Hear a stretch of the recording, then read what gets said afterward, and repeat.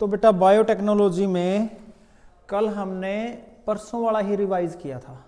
बस एक नई चीज़ बताई थी कि जो फर्स्ट रिकॉम्बिनेंट डीएनए था वो स्टैनली एंड कोहन ने किस तरीके से बनाया था। ठीक है सिमरन।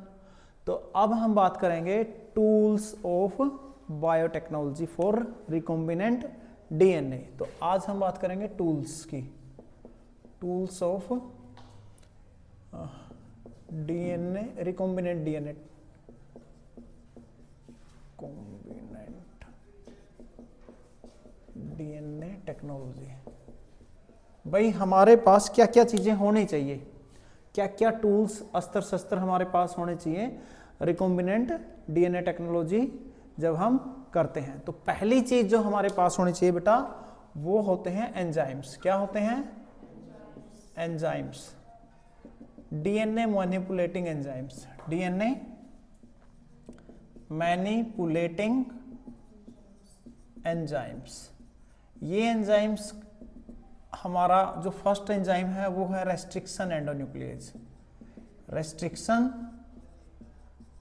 एंडोन्यूक्लिएज बेटा।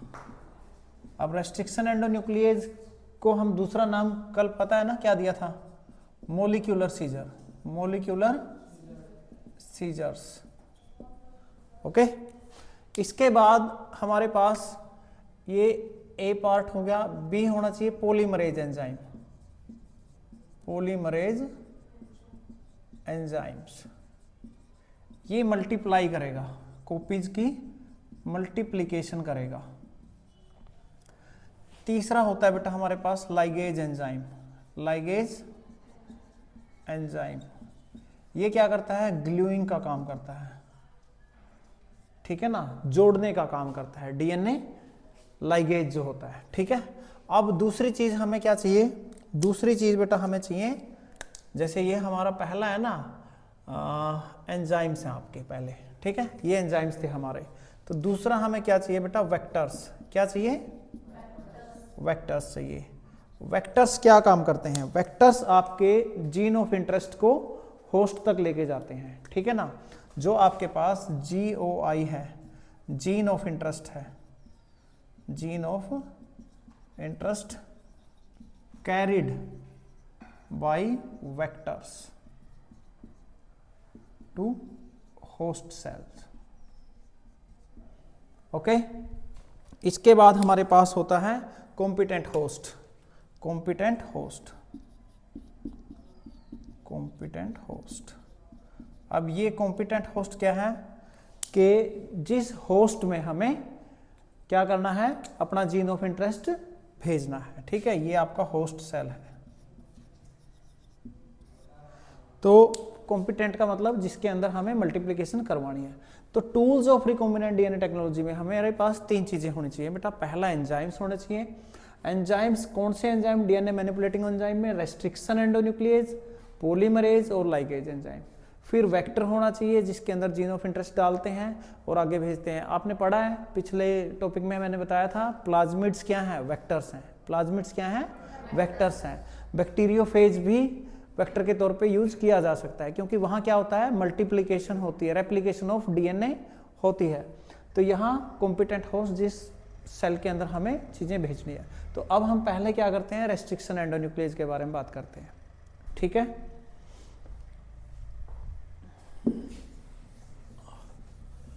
ध्यान से समझना बेटा, आज का हमारा टॉपिक क्या चलेगा? रेस्ट्रिक्शन एंजाइम का ही चलेगा। रेस्ट्रिक्शन एंजाइम्स के बारे में ही आज का हमारा टॉपिक चलने वाला है। ओके। तो हम क्या देखते हैं 1963 में, 1963 में we isolate two enzymes which are responsible for restricting the growth of bacteriophage। अब हुआ क्या यहाँ पर देखो ध्यान से, हमारे पास क्या हुआ कि हमने एक बैक्टीरिया है हमारे पास, ठीक है ना। ये हमारे पास क्या है बेटा, एक बैक्टीरिया है, ठीक है। अब इस बैक्टीरिया के अंदर क्या है, इसका खुद का डीएनए है, ये इसका खुद का डीएनए है भाई, इस तरीके से, ओके। उसके बाद क्या हुआ कि एक यहां पर क्या आया, एक वायरस आया। क्या आया, वायरस आया, ये एक वायरस आया। इस वायरस ने क्या किया बेटा, इस वायरस ने क्या किया, इसके अंदर अपना डीएनए जो है डाल दिया। अब हमारे पास क्या हुआ, हमने दो ऐसे एंजाइम देखे जिन्होंने इस बैक्टीरियोफेज की ग्रोथ को रेस्ट्रिक्ट कर दिया, रोक दिया। कैसे किया, पहले ने क्या किया कि आपका जो ये डीएनए है जो आपका, ठीक है ना, ये बैक्टीरियल डीएनए है। कौन सा डीएनए है बेटा, बैक्टीरियल डीएनए है। तो इस बैक्टीरियल डीएनए के अंदर मिथाइल ग्रुप ऐड किया, मिथाइल ग्रुप ऐड किया। इसे कहते हैं मिथाइलेशन करना, इसे क्या कहते हैं, मिथाइलेशन करना। तो आप ये समझो कि इसको प्रोटेक्ट कर दिया उसने, इसने इस प्रकार से क्या किया, इसको प्रोटेक्ट कर दिया।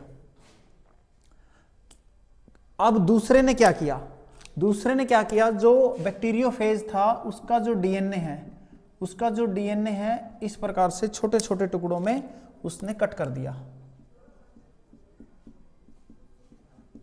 ठीक है ना। इसने क्या किया, cut the DNA of virus. ये 1963 में हमने देखा कि कुछ ऐसे दो एंजाइम मिले हमें जिन्होंने क्या किया कि एक ने तो खुद के जो डीएनए है बैक्टीरिया के उसको उसके ऊपर क्या कर दिया, मिथाइलेशन किया, ठीक है ना, first one and second one, ठीक है ना। ये एंजाइम हमें मिला, इसने क्या किया, इसने किया methylation, methylation of bacterial DNA, bacterial DNA, add methyl group, add methyl group, ठीक है। अब दूसरे ने क्या किया, दूसरे ने क्या किया, cut down the DNA of virus into fragments, into fragments. अब फ्रैगमेंट्स के अंदर डीएनए को कट कर दिया, ठीक है। तो इसको नाम दिया गया रेस्ट्रिक्शन एंडोन्यूक्लिएज, रेस्ट्रिक्शन एंडोन्यूक्लिएज का नाम दिया गया। समझ में आई बात। हमने दो एंजाइम ऐसे ढूंढे जिन्होंने क्या किया, बैक्टीरियोफेज की ग्रोथ को रोक दिया। पहले ने मिथाइलेशन कर दी, इसको प्रोटेक्ट किया, दूसरे ने स्मॉल स्मॉल पीसीज कर दिए डीएनए के। तो जिसने स्मॉल स्मॉल पीसीज कर दिए उसको हमने क्या नाम दे दिया, उसको हमने नाम दे दिया रेस्ट्रिक्शन एंडोन्यूक्लिएज, रेस्ट्रिक्शन एंडोन्यूक्लिएज। और ये जो रेस्ट्रिक्शन एंडोन्यूक्लिएज था, it is the part of large nuclease family of enzymes. जो एंजाइम्स की न्यूक्लिएज फैमिली है ये उससे बिलोंग करता था। और इसकी क्या खास बात है, इसके पास फिर से दो थे, एक था एक्सोन्यूक्लिएज, ध्यान दें बेटा, एक था एक्सोन्यूक्लिएज और दूसरा था एंडोन्यूक्लिएज। अब ये क्या करते हैं, जो एक्सोन्यूक्लिएज है वो क्या करता है, जो कोई भी आपकी न्यूक्लियोटाइड की चेन है उसको ये कट आउटसाइड, बाहर की तरफ से काटना शुरू करता है, ठीक है ना, कट आउटसाइड। और जो एंडोन्यूक्लिएज है वो क्या करता है, वो क्या करता है, बीच से काटता है, इट कट फ्रॉम इनसाइड। समझ में आई बात बेटा। रेस्ट्रिक्शन एंडोन्यूक्लिएज कहां से हमें, मतलब पहली बार हम कहां जा रहे हैं, हम 1963 में गए, बैक्टीरियोफेज की रेस्ट्रिक्शन को देखा हमने, कौन कौन कर रहा है, जिसने फ्रेगमेंट्स में काट दिया उसको हमने एंडोन्यूक्लिएज का नाम दे दिया, ठीक है। उसके बाद हमने देखा कि भाई एक मिथाइलेशन कर रहा है, दूसरा कट डाउन कर रहा है, जो कट डाउन कर रहा है उसको फिर हमने न्यूक्लिएज फैमिली के साथ जोड़ा और यहां हमने देखा कि एक एक्सोन्यूक्लिएज है और एक एंडोन्यूक्लिएज है। इतनी चीज समझ में आ गई, आगे बढ़े, ओके।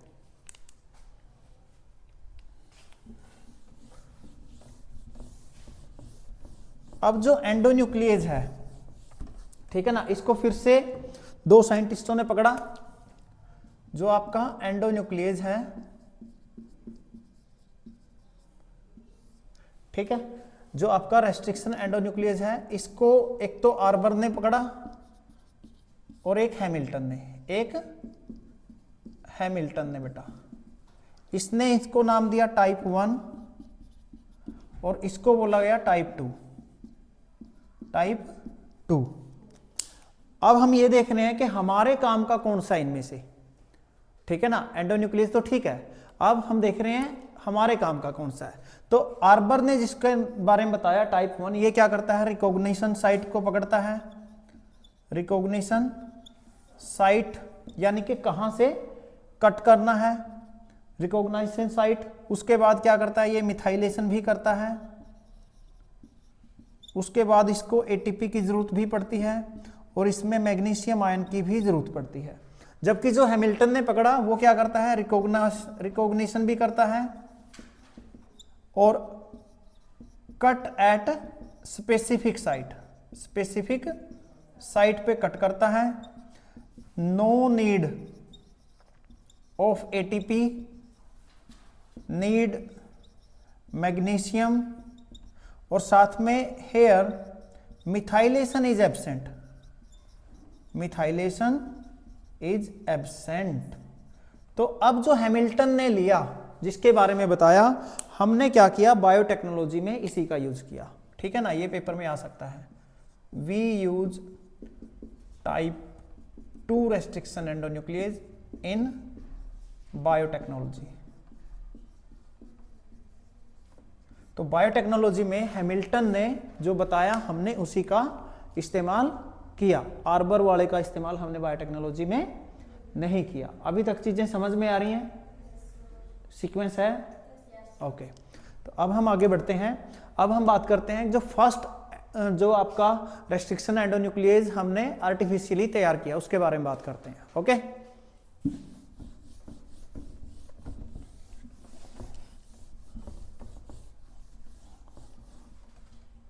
अब हमारे पास क्या है, फर्स्ट रेस्ट्रिक्शन एंडोन्यूक्लियेज। ये कौन सा था भाई, ये था आपका HIND2। कौन सा था, HIND2, HIND2, ठीक है। जो फर्स्ट रेस्ट्रिक्शन एंडोन्यूक्लियेज था वो था HIND2। इसके बारे में हमने क्या देखा कि HIND2 जो है उसकी क्या खास बात है, it cuts the chain with a specific base sequence, and Hamilton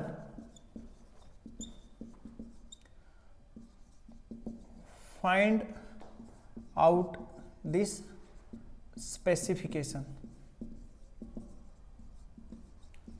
after 5 years of discovery.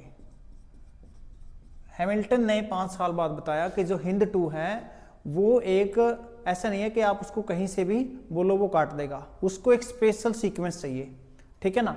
It needs a special 6 base pair sequence to cut the nucleotide chain. अब वो जो HIND2 है वो कहां पर कट करेगा, वो कट करेगा जब हमारे पास जैसे ये 5' to 3' की चेन है, इसके पास इसको क्या मिलना चाहिए, GTAC।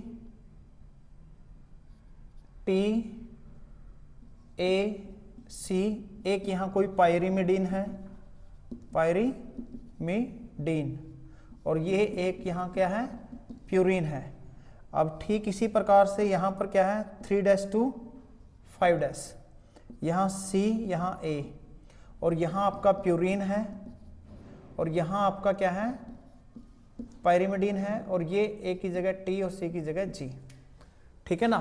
तो इसने बताया कि आपका जो हिंद 2 है वो किस जगह पर कट लगाएगा। उसे जी टी और पायरिमिडीन प्यूरिन ए और सी की जब सीक्वेंस मिलेगी तो फिर क्या करेगा, वो कट लगाएगा। और जो हिंद 2 है, जो आपका HIND हिंद 2 है, वो हमेशा कैसे कट लगाएगा, ब्लंट कट लगाएगा। इसी प्रकार अगर हम इको R1, ये भी क्या है हमारे पास, रेस्ट्रिक्शन एंडोन्यूक्लियस है, ये हमेशा स्टिकी एंड्स बनाएगा। जैसे ब्लंट एंड का मतलब है कि आपके पास इस प्रकार से मान लो चेन है तो ये सीधा कट लगाएगा। जो स्टिकी एंड्स हैं उसमें क्या है, ये इस तरीके का कट लगाएगा। ठीक है। अब हम यहां पर ये भी देखते हैं कि जो हिंद 2 है, इको R1 है, ठीक है ना, ये इनके नाम कैसे रखे जाते हैं, यानी कि नोमेनक्लेचर ऑफ रेस्ट्रिक्शन एंडोन्यूक्लियस। ये समझ में आया। हिंद 2 का क्वेश्चन बन सकता है आपका। फर्स्ट आपका रेस्ट्रिक्शन एंडोन्यूक्लियस था ये। ठीक है। इसके बाद हमने लगभग 900 रेस्ट्रिक्शन एंडोन्यूक्लियस बनाए हुए हैं from the 230 strain of bacteria. अब हम बात करते हैं नोमेनक्लेचर ऑफ एंडोन्यूक्लियस। नोमेनक्लेचर कैसे है भाई, जैसे मान लो कि हमारे पास यहां दो चीजें हमने देखी। पहला क्या देखा हमने, पहला एक नाम हमने देखा, चलो लिखते हैं nomenclature, nomenclature of restriction endonuclease. Nomenclature का मतलब बेटा क्या है कि इनके नाम कैसे रखेंगे। जैसे यहां पर HIND हिंद 2 है, यहां हमारा क्या है, इको R1 है। तो इसके अंदर हम क्या देखते हैं, जो फर्स्ट वर्ड है आपका, जो फर्स्ट वर्ड है H, ये है आपका हीमोफाइलस। हीमोफाइलस है, जो क्या है, जीनस है, जो क्या है, जीनस है। उसके बाद अगले दो वर्ड लेने हैं बेटा, I और N। ठीक है ना। ये है इन्फ्लुएंजा, इन्फ्लुएंजा जो स्पीसीज है। जिस भी आप प्रोकैरियोटिक सेल से ये चीज ले रहे हो उसका जीनस और स्पीसीज है। D आपका स्ट्रेन ऑफ बैक्टीरिया है, स्ट्रेन ऑफ बैक्टीरिया। और जो रोमन में 2 लिखा है ये सीक्वेंस हो सकता है। ये क्या हो सकता है, सीक्वेंस पे कितने नंबर पे हमने ये डिस्कवर किया है। ऐसे ही जैसे हमारा इको R1 है, ई का मतलब है एस्चिरेचिया, और CO है आपका कोलाई, और R क्या है, R आपका स्ट्रेन ऑफ बैक्टीरिया है, स्ट्रेन ऑफ बैक्टीरिया है। 1 क्या है आपका, सीक्वेंस। ठीक है। तो ये क्या है बेटा आपके, ये आपका जीनस है, ये आपका स्पीसीज है, और ये आपका स्ट्रेन है, और ये आपका सीक्वेंस। इस प्रकार से बेटा हम क्या देखेंगे कि इनका नोमेनक्लेचर होता है। अभी तक अगर हम टोटल की बात की जाए, ठीक है ना, तो वी हैव ऑलरेडी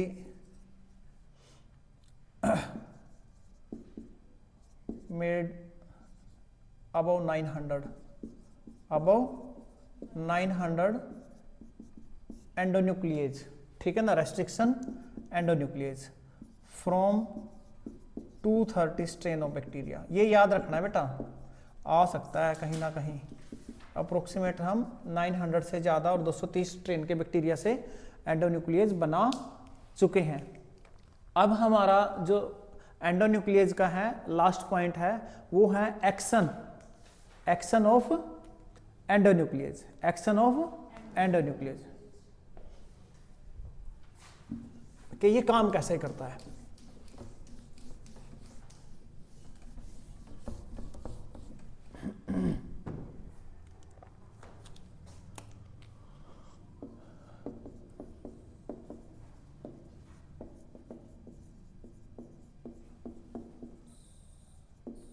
तो एंडोन्यूक्लियस में हम देखते हैं इको R1 का, इको R1 है।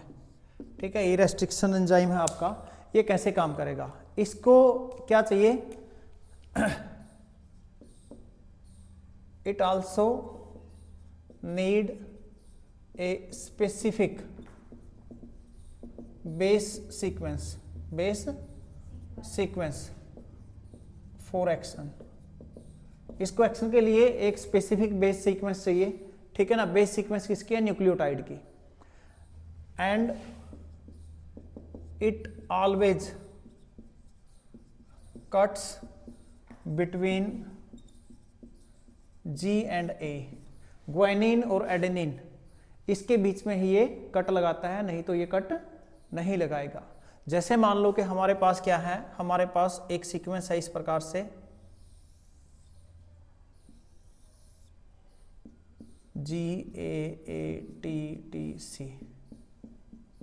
यहां पर भी हमारे पास सीक्वेंस कैसी बनेगी, GAATTC। ये हमारे पास क्या है, ये हमारा फॉरेन डीएनए है। ये कौन सा है, फॉरेन डीएनए है। अब हमें ये जिसके अंदर डालना है वेक्टर, ठीक है ना। मान लो कि हमारे पास अब यहां पर है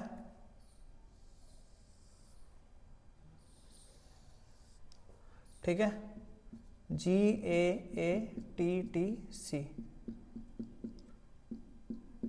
इसका कॉम्प्लीमेंट्री क्या बनेगा, GAATTC। अब हमें पता है कि ये जो कट लगाएगा ये कहाँ लगाएगा, G और A के बीच में ही लगाएगा। तो यहां आपने क्या किया, यहां से लेके और यहां तक कट लगाया। समझ आ रही है बात। अब यहां से यहां तक कट लगाने के बाद हमारे पास ये क्या है, आपके पास ये वेक्टर डीएनए है, वेक्टर डीएनए है। क्योंकि अब हमने क्या करना है, आपस में इनको जोड़ना है, ठीक है। तो उसके बाद यहां पर क्या है, ये यहां पर कट लगाएगा, ये यहां पर कट लगाएगा। अब हमारे पास यहां क्या बचा, अब हमारे पास यहां है G और यहां क्या है C, T, T, A और A, ठीक है। और यहां हमारे पास अब हम सेम देखते हैं,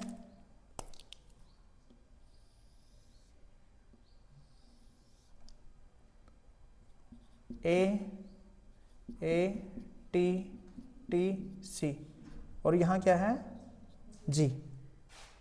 तो अब हम इनको क्या करते हैं, रिकंबाइन करवाते हैं। अब हम इनको क्या करते हैं, रिकंबाइन करवाते हैं। रिकंबाइन अब कैसे होगा, अब रिकंबाइन में हम देखते हैं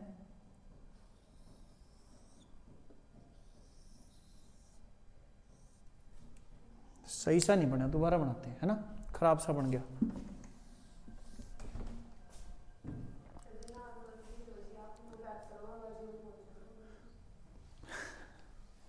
क्यों, इधर साइड नहीं ले सकती इसने, ले इसका बेटा। वेक्टर का मतलब क्या है भाई, उसको भेजना है। इसको इधर लिख लो या इसको इधर लिख, कोई फर्क नहीं है, हैं। अब आप बेटा साइंस पढ़ रहे हैं, हिस्ट्री थोड़ी है भाई, हाँ बस यूए रट्टा ना है। अब देखो बेटा, यहां से हमारे पास है G, ठीक है, इस तरीके से, और ये हमने इस प्रकार किया। और यहां हमारे पास क्या है, C है, T है, T है, A है और A है। और अब हमारे पास क्या है, यहां पर हमारे पास ये G है, उसके बाद ये A, T, T और ये C। तो ये जो हमारे पास बना, ये रिकॉम्बिनेंट डीएनए बन गया। अभी रिकॉम्बिनेंट डीएनए हमारा तैयार हुआ। अब आप एक चीज देखोगे कि यहां से जो सीक्वेंस चली और यहां पर जो सीक्वेंस है, दोनों सीक्वेंस देख रहे हो आप इसको इधर पढ़ें या इसको इधर पढ़ें, दोनों सेम है। तो इसको बोलते हैं पैलिंड्रोमिक सीक्वेंस। ध्यान रखना, पूछेंगे पक्का, पैलिंड्रोमिक सीक्वेंस। पैलिंड्रोमिक सीक्वेंस का मतलब है when we read a chain from 3 prime to 5 prime और 5 प्राइम टू 3 प्राइम, यानी कि 3 से 5 या 5 से 3 पढ़ें तो वो सेम रहेंगी, ठीक है ना। इसका एक एग्जांपल है आपकी एनसीईआरटी में बड़ा अच्छा, जैसे शब्द है मलयालम। आप इसको मलयालम ऐसे पढ़ोगे, इसको भी मलयालम ऐसे ही पढ़ोगे। ये पैलिंड्रोमिक सीक्वेंस है बेटा, पैलिंड्रोमिक सीक्वेंस इसको बोलते हैं। समझ आई बात? अब हमारे पास इसके बाद दो और एंजाइम थे, पॉलीमरेज जो मल्टीपल कॉपीज करेंगे, और लाइगेज क्या करता है, आपस में जोड़ता है। ठीक है, तो ये रेस्ट्रिक्शन एंजाइम क्या करता है, फ्रेगमेंट कर देता है डीएनए के फ्रेगमेंट कर देगा। उन फ्रेगमेंट को फिर हम किस में, वेक्टर के अंदर जोड़ते हैं और रिकॉम्बिनेंट डीएनए बनाते हैं। और जैसा पिछली बार बताया था कि हम इसको काटने के लिए और इसको काटने के लिए क्या करेंगे, सेम रेस्ट्रिक्शन एंजाइम का यूज करेंगे, क्योंकि अगर हम इको का कर रहे हैं यूज तो वो स्टिकी एंड देगा दोनों जगह पे, अगर हम वो करेंगे हिंद 2 करेंगे तो ब्लंट एंड देगा। ठीक है ना, तो सेम एंड होना जरूरी है, इसलिए सेम रेस्ट्रिक्शन एंड न्यूक्लियस का इस्तेमाल इसके अंदर हम करते हैं।